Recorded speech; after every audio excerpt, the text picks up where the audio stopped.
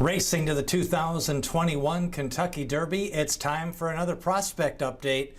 Today we take a look at the runner-up effort by 10 for 10 in the Remsen Stakes. We already profiled Brooklyn Strong, the winner of that race, and we've also taken a look at some other high-profile juvenile winners.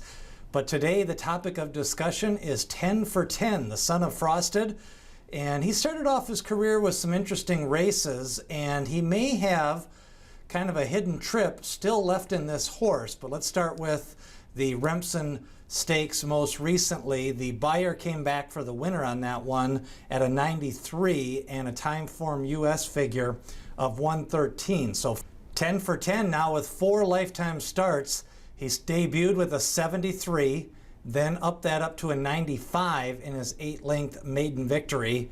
Then he regressed just a little bit in the Nashua to an 88.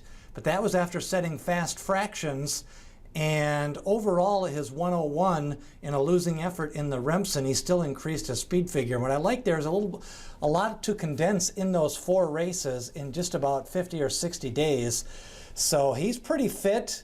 He's proven himself at that grade 3, grade 2 class level. And depending on where they want to bring him back, I think he could be pretty tough in some mile and the 16th, maybe up to a mile and 8th race. But I do think he might have a hidden trip just because he's went fast, probably a little bit too quick both times. He was hustled from the 5-post Remsen Stakes, and then he set some fast fractions before being overtaken late. Now, the quality of the competition does have you a little bit of pause, but I think at this time of the year, when you're facing other winners, you've already got a big advantage, and getting those 2-3 starts as a 2-year-old, also getting those 2 to 3 starts as a 2-year-old can benefit you long-term on your development path as a 3-year-old. So 1 win in 4 starts. He's by Frosted, who won the Met Mile, and then of course he was sired by Tappet. And the Frosteds, you know, this is his first crop. So far we've seen a few winners, no real patterns here, but this pedigree is really a nice pedigree.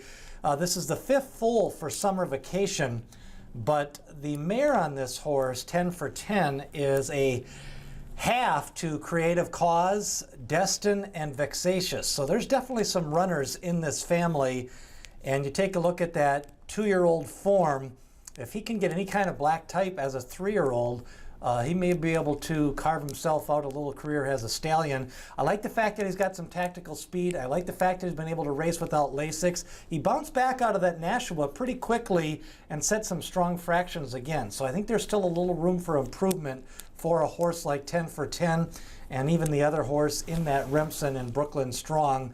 As you know, traditionally the Aqueduct maiden winners and some of the other East Coast winners, you kind of have to take a second look and really evaluate their performances, because overall lately the trend has been the high profile tracks, Belmont, Saratoga, and of course of all the winners of the Triple Crown races coming from out west, notably from just a few barns. So we'll have to see here, but again, with fewer 2-year-old races, there's fewer 2-year-old winners, and just having those nice speed figures, 95 and 101 on the Equibase scale, does give 10 for 10 a little extra room for development.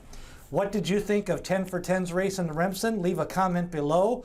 Watch some of the other prospect videos at the link above, and remember, hit subscribe and ring that bell for notifications as we bring you more prospects. And coming soon, we've got the series starting late this year, and on every Monday we're going to have a debut of the future book. So stay tuned for that right here as we bring you up to the 2021 Triple Crown Race Series.